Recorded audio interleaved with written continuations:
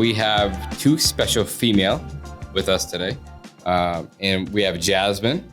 And if you guys follow her on Facebook, it's Jasmine Pest Pro, but it's actually Jasmine Almeter, right? To say it right? Yep.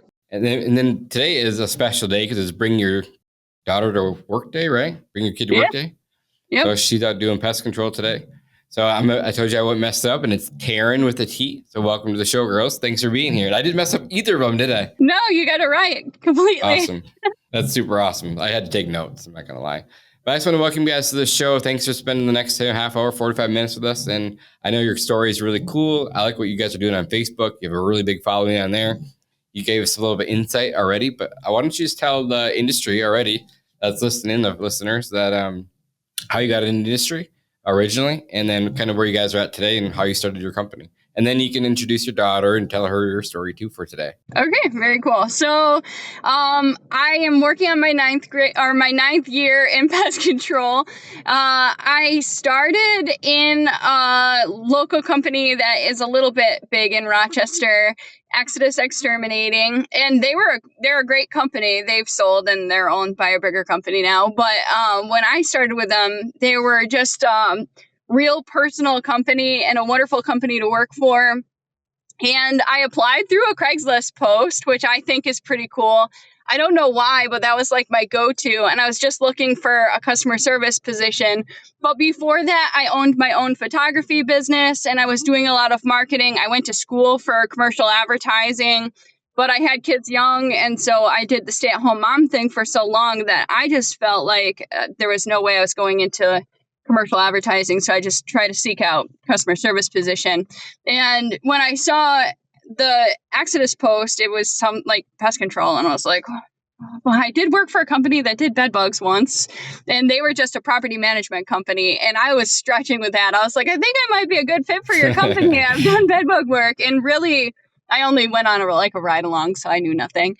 But I was applying for customer service. I had customer service experience, and I took that job.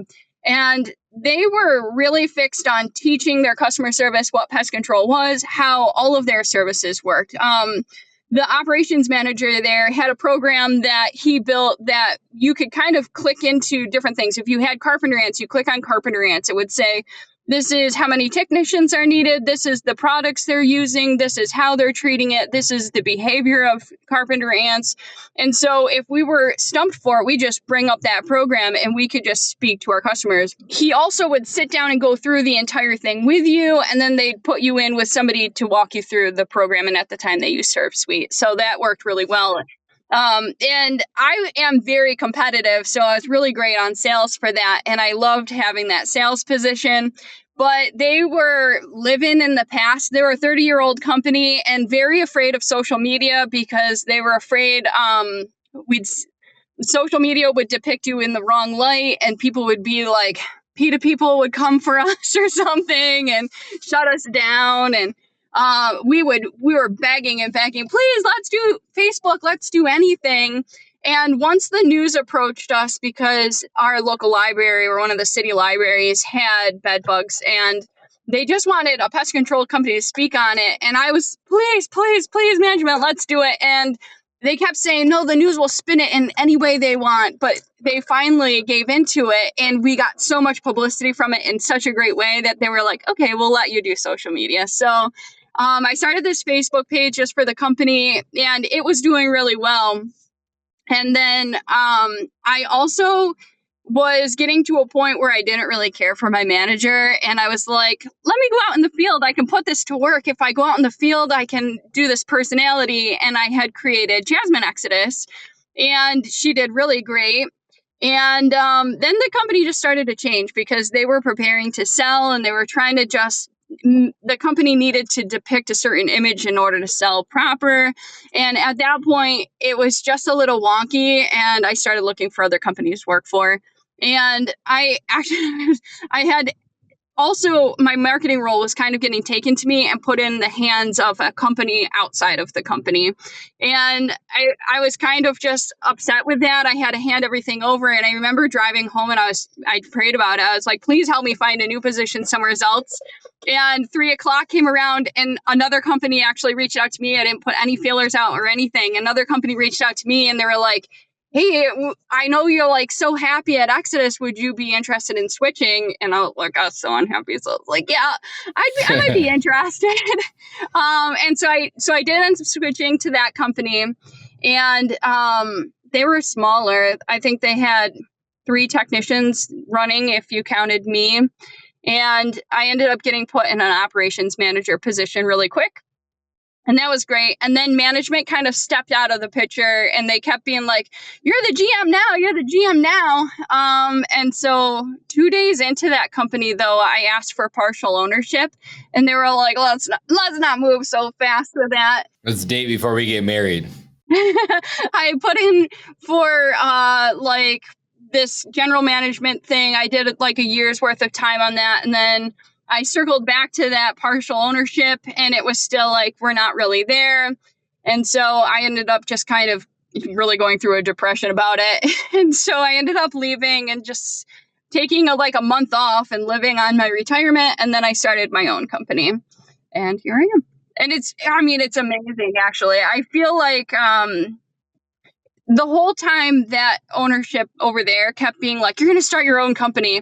And I had always believed I could never do it. It just seemed scary to think about like the DC portions of things and reporting. And I had never been in that part of the business before. So I was like, I can't do all of this. Now I know it's nothing. I should have done this a long time ago. I'm very talented at it. For sure.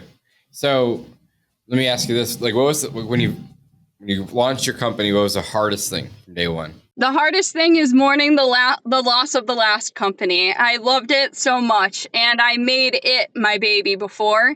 So I had to abandon it and just be okay with not following it and letting it be its own thing. And I don't follow it. I don't look at that company. I don't pay attention to what they're doing or anything because I tend to get hurt feelings about it and just focusing on my own company. But everything on my end of it has been really easy. I don't think too much of it is a struggle. My first struggle I had was, and it's not even a big struggle, I had to do my New York State reporting, and New York State is just like a feat with this. And I use field routes, and through field routes, CB80 is not a diluted product. And so CB80 is showing up that I use 0, but it's because they want me to put the dilution as something, which it's not diluted. And so the mix ratio is something. And I didn't do it for the full year. So it's retroactive. I can't go back. I have to actually go in it. So New York State's giving me a hard time. Field routes is giving me a hard time. And I just have to go do it myself, which is and also contract blocks. So hundreds of accounts I have to go in and correct it on. And for that, I'm pulling my hair out. But those are the feats I'm dealing with. They're not real struggles. But I'm also purposefully not hiring this year. And I think that is going to be a struggle. But next year, I plan on hiring. So cool. Where did you, before we get into the whole Facebook thing, where did you find your first client? My first clients found me, which is really cool. So my first customer was a firefighter in my community, and he had rats, and he reached out to me, and I was like, just letting you know, I'm no longer with that other company. I started my own company. And he was like, no, that's okay. I'm okay with that. And he ended up telling the fire department, the local fire department, and they hired me. And so that was my first, I took on a residential account and a commercial account right from the start. And I thought that was really awesome. And I guess word of mouth, but so many people followed Jasmine Pest Pro that they just ended up, I just made like a public announcement. Hey, I started my own company. And so many people were supportive, and it almost didn't skip a beat. I was bringing in a lot of business all on my own. So if you haven't heard about Gorilla Desk yet, it's a super sick software. It's actually made by one of my really close friends, Chris Mareshi. So Chris built Gorilla Desk to help streamline his own personal business over 10 years ago. But now Gorilla Desk is used by over 4,000 companies. And today it's become one of the most premier platforms in our industry. So what's really unique about Gorilla Desk is that it's a simple all-in-one solution that's really easy for your team to use. Gorilla Desk offers a seamless onboard experience and best-in-class support with no additional cost. It's all included in your subscription. Inside the software, you'll find a whole suite of features: scheduling, invoicing, routing, and sales pipelines, integrated VoIP, text messaging, and pretty much all the automation you're going to need, and much, much more. So if you guys are still relying on paper or spreadsheets or fighting with an old software, I highly recommend that you guys check out Gorilla Desk. So we have a link in our description. Click on that and it'll take you right to their free trial. Now let's get back to the show. You had the Jasmine Pest Pros online. So did that first company never make you shut it down? I just owned it from the start. So when I had Jasmine Exodus, we didn't have, actually the other company was kind of a mess. But when we had Jasmine Exodus, right before, well, not even right, I wasn't considering leaving, but I started asking who owns Jasmine Exodus because I created her. And as soon as I asked that question, they got a lawyer and they're like, we want to own her. And so then I actually started being like, I don't want to be here anymore. But when I left Exodus, I just made the choice. I'm going to absolve it and I'm going to delete it. And so I didn't delete her. She's still present, but I just don't use her. I don't log in her and I don't go back to the old videos or anything like that. But sometime, maybe one day I'll go back and just do a throwback to her because her video, when I look back in my I say her, she was a character. But when I go back in my videos, there is some classic stuff, but before I started working at the next company, I created Jasmine Pest Pro. So they were like, I'm residential commercial pest pros. They were company pest pros. And so I was just like, I'm going to stick with Pest Pro. And another person that was helping them with their marketing told me to do that before I even started there. And then they never set up non-competes or anything like that. So I never had anything holding me to them. So I just took Jasmine Pest Pro when I left and I just kept using her. Is that majority of where your leads come from still? Just Facebook and just creating content? I do have the pie chart for it. I keep track of literally all of my leads. So every single customer I get, I say, hey, I have this new customer form. Do you mind filling it out? It'll give me all the information. Because it's just me floating that out there, make sure I get all the information. If I'm out on the road, there's no confusion or anything like that. And so they cannot close out or submit that lead to me unless they tell me how they heard about me. And so every single customer gets entered in with how they heard about me. And my pie chart says half of my customers come from Facebook and the rest are like past customers where they'll say the other companies that I've worked for, friends, family, and Google was real far behind on that, but now it's starting to come up a little bit more. Right on. So what 8 years ago, 9 years ago, what made you say, hey, like what was the writing on the wall that you knew Facebook was going to be a big thing? Because you have like 5,000 followers now or something like that on Facebook alone. Yeah, so this is actually something I speak on. I submitted a thing for Pest World to speak on this, but I have spoke at like the Wolfpack Summit and stuff. When I created Jasmine Exodus, I had already done that Facebook thing, like marketing wise for my photography company, and I had really understood the algorithm. But when I started Jasmine Exodus and why I choose Facebook as my main platform to work on is I love talking to all of the professionals in pest control, but you guys don't make me money. My Rochester clients make me money. My Buffalo clients make me money. So I can utilize Facebook to specifically target the people that I want to talk to. So when I created, anybody should do this, but when I created Jasmine Exodus, I went and purposefully friend requested my handful of friends and family, and I could say, hey, this is what I'm doing, so I look like a real person. And then I started friend requesting realtors and other business owners in Rochester. And the realtors were perfect because they just knew other homeowners. They were going to be interested in what I was offering, what I'm selling. and then other business owners too, because they just want to network. And then after I did that, I opened it up and just started friend requesting lots of people. And sometimes I get people that be like, do I even know you? And I'd be like, oh, I'm so sorry. I must have sent you a friend request on accident, because when I'm accepting friend requests, it moves on to people you might know. And I did that on accident. But, I'm a fun person to follow on Facebook. If you want to stay friends, you're more than welcome to. And they'd be like, oh yeah, this sounds cool. I don't mind being your friend. And I don't think I really got too many people that turned that down.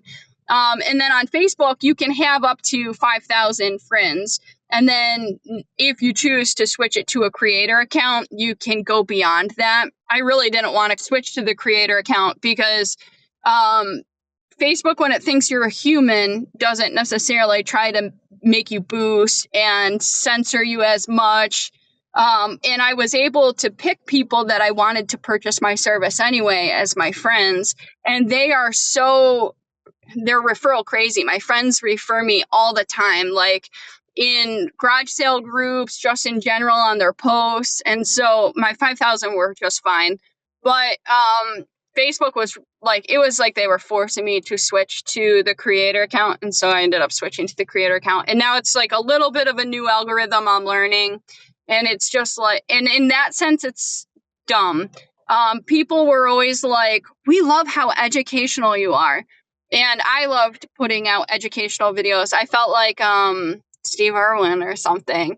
Well, it's kind of switched where my educational videos are censored because they think I'm trying to sell. And if I am coming off too salesy, it's like it doesn't promote me at all. But if I share something a little on the goofy side, or like I'm being cutesy, then the algorithm supports it. It's a learning curve, but I'm working with it, and I still have just as many promoters. So. Yeah. So when you're doing, I got a couple of things in there. When you're doing videos on, let's just say rats, mice, have you ever gotten your videos taken down? No, but I did share recently. I don't remember who, if it was just some stranger or if it was someone in pest control or what. But it was that maybe you guys saw. It was this TikTok of this mouse. It was this TikTok of this guy with a mouse, and he's like, "What if I?" And it just drops in his mouth. Somebody comes and cuts its tail. It falls in his mouth. Facebook was like, this goes against our rules. And they were like, you're not going to perform as well. Well, I didn't want to, they were suggesting heavily I take it down.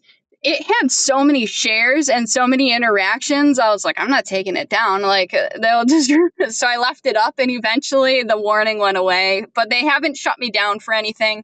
And I share graphic stuff. I share half-eaten rats. Yeah, I seen the one the other day. Yeah. But no, they don't take me down. But I also think I'm just respectful. I don't I'm not cussing a lot. I'm not saying racial slurs or anything like that. So I think I meet their guidelines enough where people aren't reporting me, thankfully, and it's just working for me. So how about on TikTok or YouTube? I'm sure you post all these videos everywhere, right? Have you got community guideline checks there? So I haven't got guideline checks there, but also I'm not focused on them. So I don't really care about the world hearing me, because the world's not really paying for me. I'm not making much money off of it. And the times that I tried to focus on making money as a creator, it was like $5, maybe $20 at the most. And I guess one day it could really pop off for me and I'll put more focus on it. But I make way more money just focusing local than I do going viral. And to go viral and to keep going viral is such a pain in my butt. And I have pest control to deal with, so I'm not even worried about it. So some of the guys in pest control will be like, you need to put this on YouTube. Everybody would follow you. Put it on YouTube. And I try to pay her to do it for me. And she goes, I got my own YouTube channel. I can't focus on yours, Mom. So I'm like, I'll pay you. I would pay you for this over any other chore, vacuuming, dishes. Just put my videos on YouTube. But TikTok, I do put things up. Yeah, we've gotten hit quite a few times, where people just report us all the time because they'll have a mouse or a rat in a snap trap. And so we got to the point where we were just blurring it out, and they'd still report us. But after because I think it's all AI generated after so many reports, but then we'd go back and say, hey, undo it. And they would. So It was for a while there. It was really tough, but then now we haven't had an issue in quite a while. What was the idea of creating videos? Like, not a lot of people like to do it, but so educational. And my mentor told me 6 years to do it. And I finally started doing it like a year and a half ago. Yeah, I don't know. I guess I just didn't mind it. I kind of just found it to be fun marketing to do just these videos, and so it was fine. I do have some stuff that comes naturally to me, and then some stuff is quite a few takes. Like I shared that I tried to do like a transitional video. It was like 30 something takes, just jumping into my truck and stuff. But I just think it's fun. It's like a game for me, or it's entertaining. I probably am more interested in my marketing than I am in being a business owner or anything like that. Just having successful marketing, all my customers coming in to me are examples of successful marketing, and I think that is more fun. So talking on the camera and stuff is, I guess, fine for me. Same here. My mentor told me it's not the best product that wins. It's the best known product that wins. So it's all about marketing, right? So I'm right along there with you. So I love it too. Again, it's fun for me, but it's, again, like I was recording an ad yesterday, like 30, it seemed like 30 takes. It takes forever. Like, and then I start laughing, and then, yeah, it's fun though. We focus a lot on YouTube. Haven't really, like, we post on Facebook, but it just hasn't caught up like YouTube and TikTok has. We get a lot of work from YouTube itself. So that's been really good. So when you're doing it through YouTube, you're getting local customers and stuff? Yeah, you can run ads locally on there. Yep. Oh, okay. Yeah. I'm only just starting to like run ads and pay for ads, but I hadn't really been doing that before. And I just guess, I don't know. It's like an algorithm I could study a little more and then maybe do better on, but yeah, but you're differentiating yourself in your market, which is really cool. For one, you're a female in pest control. That like, there's just not a lot. So you have that going for you. And then all your educational videos, you're building a massive network just by doing that. So like, kudos to you. I think it's awesome. Thanks. Yeah. Yeah. And so what is like the next, and I get your daughter with you. You guys have another job to do today. Tell us a little bit about your daughter and what she's up to. Okay, so this is Taryn. I actually have two daughters. I have an Olivia who's 17. I have a 17-year-old, and then I have Taryn, and she's turning 13 on Saturday. So happy birthday. We're all kind of an outdoorsy family, so this comes naturally to us, I think. They are also kind of little marketers. It's just wild to me. They must have just like grown up seeing me kind of do it, and it's their jam. But like she is more like video gaming and stuff. But she'll be like, I have to carve out time to do this like thumbnail, and I have to do all this other stuff. And I'm like, how do you know this stuff? And just her sister is very similar in that aspect, and I don't know. I keep telling them, like, you can own this business one day, but then they'll be smart and they'll be like, yeah, after somebody else's, once it's set it and forget it, then we'll want it, I'm like, yeah, for sure. Yeah, that's funny. So it's bring your daughter to work day today. What did you guys do so far? We did sprays and rat traps. Rat traps? Did you get anything? One little rat. It was one little rat. Good. What do you think of pest control so far, Taryn? It's not my thing. At least she's honest, right? You guys have more of a heart than I do, though. Like, I don't mind being a killer, but what do you guys feel about it? Boring to me. Didn't you take a nap? Yep, that was nice. So is it better than school? No. No? I wouldn't have guessed that. I wouldn't have either. She must like school. Real quick, there's a really cool platform called Clicky. It's one of my friends owns. I know you said you have like a lot of like friends that like kind of like little influencers for you, where it'll send them their own little link that they can share, and as they share the link, they can get paid out for like giving you a referral. It's really cool. It's all trackable, and they have like a leaderboard. I think it would be a really, really big win for you. Yeah, I haven't never even heard of that. That sounds really awesome, especially if there's a reward for them. I want to play a little game since we have Taryn with us today. I want you guys to take a guess on the top 5 mosquito cities in the country. What do you guys think they would be? Okay. I shouldn't play this game because I looked at what Orkin put out recently, Okay, that's fine. but I don't remember what they were. Think of like warm and humid places, maybe, or big cities that you just recognize Chicago. that are close. Chicago's hot, Chicago's right? number 2 on the list. First try, look at that. Houston. Houston didn't even make the top 10. New York City. New York is New York's number 3. Say like maybe Orlando or something humid. Nope, not even in the top 10. Charlotte, North Carolina. Charlotte is not on the list. Actually, they're number 10. I lied. They're 10. Oh, okay. All right. We're getting there. We're getting there. San Diego. San Diego is not on the list, but the state is. California's on that list somewhere. Oh, let's think up a little more, maybe. Los Angeles is number 1. Okay.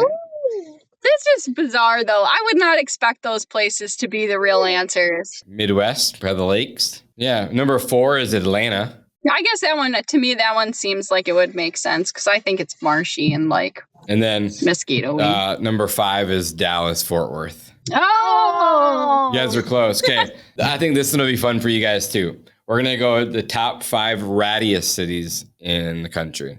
New York City. New York is number 3. Yes, good job. Los Angeles. Number 2. Good guesses so far. Oh, I feel bad because now I'm like thinking, let's say Chicago. Where's that on the list? Chicago's number 1. She's got 1, 2, and 3 so far. 4, I would have never guessed. 5, I would probably, but not number 4. Oh, okay. So then 4 is going to be somewhere that is fit. Lots of politicians. No, Washington. Yeah, Washington, D.C. Yeah, it's number 4. We said the state before already, just a different city. So California. New Mexico. You know what? I would expect California, though, to be a little ratty because they're eliminating all the rodenticides. So what does that say? That's where I was going with this conversation. That's where I was going. So yeah, number 5 is San Francisco. 2 of them are in the top, or in California, that are the top 5 rattiest cities, but they're the ones who banned rodenticides. So that's a thing. Like, how far is this going to go? Because I'm really opinionated about rodenticide usage, and I feel very comfortable with it. So I did falconry, and I live close to Cornell, and Cornell does a lot of reporting from like a, veterinarian clinic side, wildlife side of things. Now, tons of hawks have rodenticides in them when they're tested, but it's never a level that is extreme concern to them. And also, if K1 is the antidote to second generation poisoning, most rodenticides in like birds of prey are eliminated because of their diet. Most dogs and cats, it's eliminated because of their diet. Being like over-the-counter pet food has the antidote. It's like an extreme amount of dead rodents that pets have to eat before it affects them negatively. The reason it affects small rodents is because their body. So to me, I think it's really silly. I think not uneducated people, but I do think politicians are carried away with this. And I don't know. Maybe I need to be a little more educated on it or a little more broad-minded on it. But I think it's silly, and I think California is going to be very. We're going to see a problem generated here. And I've heard stories already. What's their creative way of remedying this? And how long do they take it before they're like, we gotta do something about this? And even trapping's got to be a feat for them, especially with rats that get trap shy and everything. And so I have not looked into this too much, but there's that whole Providence in Canada that's like rat free and stuff. Well, if they did it, I feel like we could get things under control, but I feel like rodenticides were involved in that. So certainly wasn't trapping alone. Yeah, we had one of our bait box videos go viral, and that's like 50% of the comments were birds of prey. And I always am quick to comment on that because it's always like an eagle and their main source of diet is fish. Like, come on, people, let's think about this. Like, doesn't make sense. Yeah, I mean, you guys obviously get a lot of rats where you are. What is that your number 1 service that you get called for? Yellow Jackets is my number 1 service. Rodents are up there. Rats do carry me through the winter aside from my commercial accounts, but I made more than half of my business on Yellow Jackets last year for my first year in business. It won't be the same for this year, but reoccurring services like preventive services will be the bulk of my company, but Yellow Jackets were my prime source last year. Yeah. So your company's name is RC Pest Control, which is really cool. The more I had to do some digging, it's like, wait, that actually means residential and commercial. So there's more of a marketing thing from day one. Was it planned that way? Yeah, so I was just thinking, what are people going to plug into Google that's going to get me to show up quick without having to invest too much money into it right away? But I've almost felt embarrassed because people were like, residential and commercial pest pros, but you're just the pest pro. I don't understand. And I'm like, just go with it. But I shorten it to the RC because it's a mouthful to say, thank you for calling residential and commercial pest pros, or like somebody writing that out on a check. Nobody wants to do that either. So it's like, just RC pest pros also sounds cool. And I don't know. So is Jasmine the same, like, do you act the same way in real life as you do in videos, or is it more of a persona? Oh, I got the answer already. My kids really don't think that. They do think that this is more of a character. And I think it just depends, but they say that all the time. Like if I'm around any adult, they're like, you're not the same mom as you are at home. And I'm just like, I just think they're just not used to me being around adults.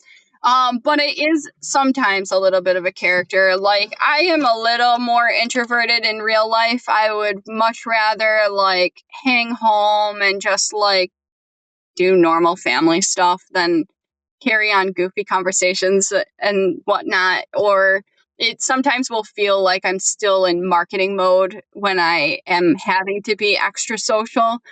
But I am equally as bubbly when it's other topics like that I'm just out enjoying, or they think I'm super nerdy and I'm still the same kind of nerdiness. It's just different like topics, I guess. I agree. What is the biggest challenge that you faced so far? Is this your first year in business or second year on your own? I've been in business for 1 full year, and like my May right now is 100% full to the max. I should have hired, but I would only actually need to hire for May and August because I have quarterly services, and I've sold so many quarterly services that they're wonderful, so I can't complain about it. They fog up my schedule in the sense that I'm also adding seasonal services like my summer guard, which is a spring application, and my seasonal guard, which is spring and fall. It's overflowing. And I don't necessarily think it's appropriate to hire somebody and just be like, I only need you for May or I only need you for August. And in the instance where I might end up having to do that, I think I'm trying to get creative with my hiring. And so the transitioning from going from just me to taking on help will be my biggest feat, and I'm just trying to prepare for it. I didn't want to do that until I was at 250,000 for a full year, but I was just short of it. And so I was like, I was real hard on myself, and I said, I'm not doing it. Next year, I'll surpass that. And technically, if we look at my numbers, I'm already 25% increase from what I made last year, presuming I stay the same the rest of the year. Like if I make exactly the same or more, I've already in my first quarter and this month and what sits on May. So I feel like if I would just get over it and hire somebody, I could, but I just feel really fearful. Like my original guidance from my mentors was truly to hold firm on that and not hire until I get to 250. And so I am. So that it's my biggest feat. I think about it all the time. And so I don't know, but otherwise other things have come easy for me. And I guess I'm just nervous that sometimes I'm a tried and true person. And so I'm afraid to deviate from that if I'm really firm on it. And that's, I guess, one of those situations. So For sure. And I understand where your mentor's coming from. But I push back a little bit and say, you're so good at marketing that if you focus full time on marketing, you could definitely have enough work for that person to keep working. Yeah, I think I could too. And I think that it will open my business up in creative ways. Like I would probably try to hire somebody that's a little bit more on the handy side so I can take on some more wildlife work, because I get so many wildlife calls that I'm passing on to like people that I'm close with, companies that I'm close with. But there's a lot of money in wildlife work. And if I just don't find myself handy enough. But if I could find somebody handy enough to hire, I could really dominate in that area. Because I also think in my area, the professionalism isn't there. There's a couple companies that I think represent professionalism as far as their wildlife control, but a lot of them are pretty backwoodsy around me. And so I think a lot of my personal customers love me because I am so I vibe a little bit more professionalism, and I think they want that in their wildlife work too. So I don't know. There's that. I think you're right. I think I could just throw myself into marketing and really generate work and apply myself properly in other areas. But I also know there's going to be headaches with that too, so I'm a little afraid of it. Is like the twice a year service common out there, where I guess it's spring and fall service? So when I worked with Exodus, we had 3 scheduled services, and I learned that was problematic because we didn't really need to do 3 services, and they couldn't back out of it because they had so many years of having it. And really, I think if I did a one-time service, it could be sufficient, except for we do get a lot of stink bugs and box elder bugs like fall invaders as it starts getting cold, that it makes sense to offer the second service. However, if I'm just looking at my numbers, it makes way more sense for me to only sell one-time services and just bank and spring, It's proper sales to have a low, a medium, and a high, so it fits to have second service. How many of them do you sell that are just straight quarterly versus twice a year, biannuals? So in the winter, this last winter, I was given the guidance from one of my mentors that I should be, as probably we all know, rolling as many of these customers into reoccurring services. And so I made an effort to roll my rodent control services into quarterly services, unless I really deemed them necessary to have monthly. And so I have had an increase in my quarterly services, but a part of me really doesn't like selling quarterly services. Again, it gums up my schedule. And so I tried to set those quarterly services off, at least if they were like rodent quarterlies, so they don't fire during high spray seasons for me. So I think I should be spraying in May, and I think I should be spraying at the tail end of August, early September. So if I can offset it so those quarterly services don't land then, that's fine with me.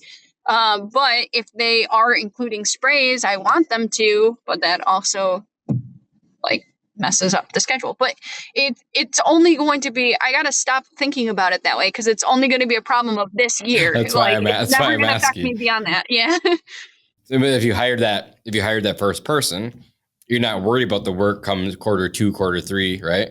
Because you already have the work sold for them. So you're not worried about the spring rush and the fall rush, because you work consistently year round for them.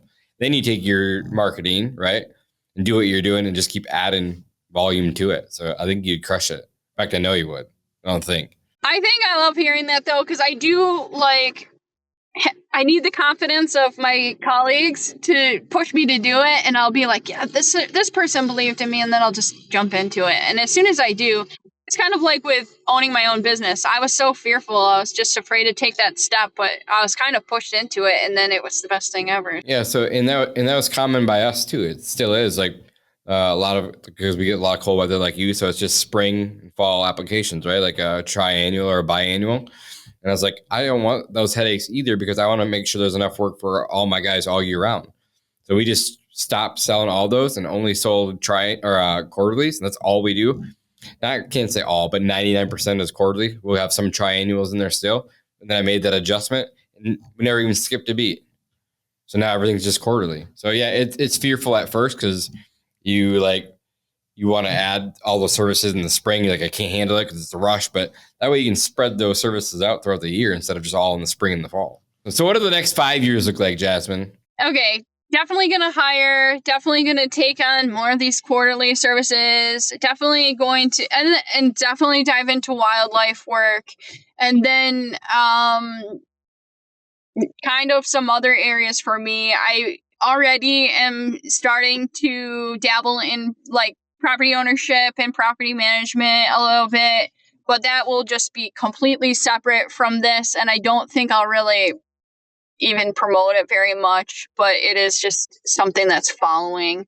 And then I am like a faith-driven person, and thankfully with hiring, it also frees me up so I can do more speaking in that area and kind of also step away from pest control a little bit and do that, which I'm excited for.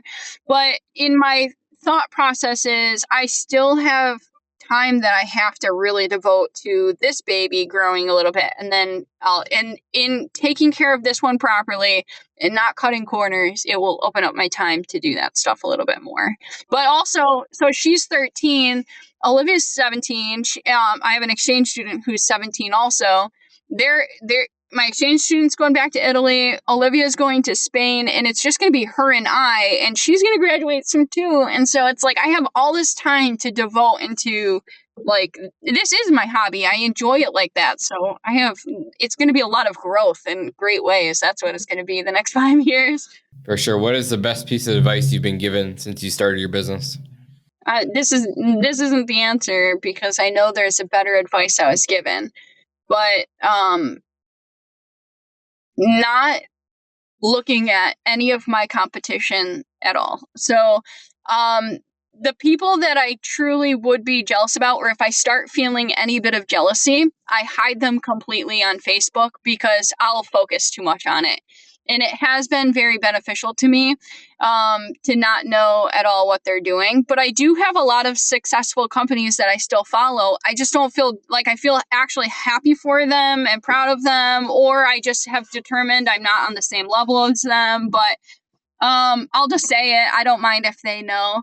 So, Town and Country is a local company to me. They're on a completely different level than me. They have just so many technicians. They've been in business so much longer. They're actually like a 30-year-old company too, but they're ran by the guy's son.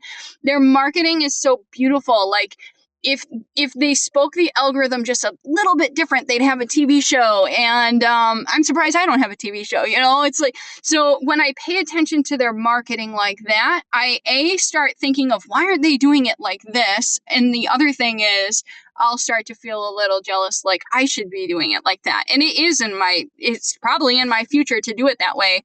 Just where I'm standing right now is not that, and I can't focus on it, so I don't.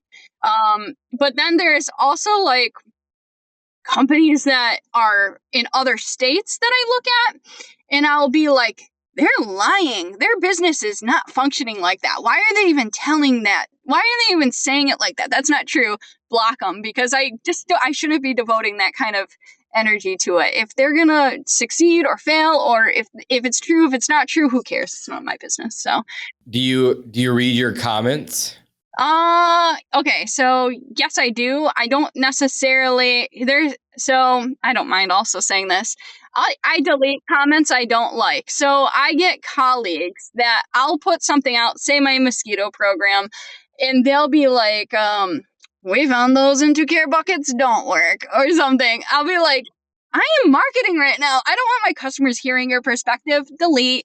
And also, I think it's so like, I think it's going to vary so much between one state to the other, my customer's yard versus my next customer's yard. Like, I just don't think their opinion can matter. So I'll straight up and delete that stuff.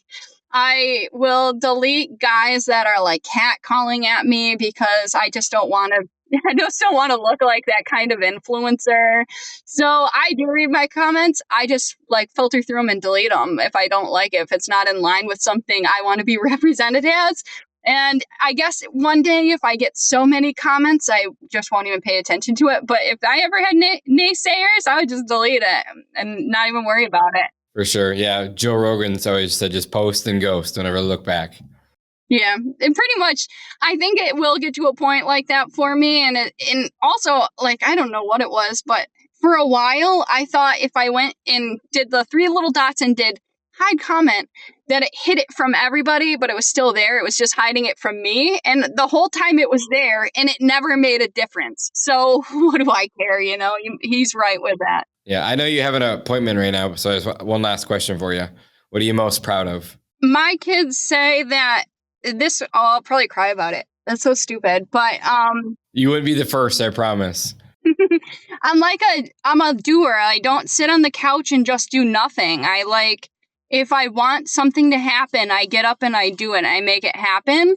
And they will reference other people in their lives and stuff that just aren't driven, and they just don't. And they tell me that it's something that they're seeing and it's something that they want to be more like. And so I've always just done it because I don't have another option.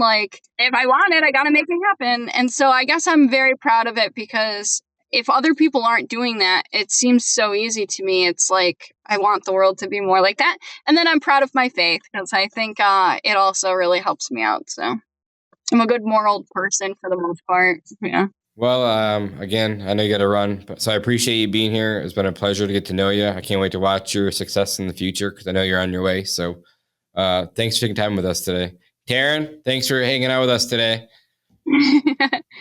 Thanks for inviting us both. We appreciate it. Of course. You guys have a great day. Yep. Bye, guys. Bye. Hey guys, thanks for listening to another episode of Pest Control Millionaire. We don't charge any money for the show, obviously, but the podcast isn't free. You can pay for the podcast by sharing it with your friends and your family. So please like and subscribe and give us a 5-star review on your favorite podcast app. These things make a huge difference for us. If you have any specific questions you want answered about the business or your life by me or my guests, send an email to info@pestcontrolmillionaire.com. And if you want to get in touch with me about any personal business coaching, check out our website at www.pestcontrolmillionaire.com. Thanks again for listening, and I'll see you guys again on the next one.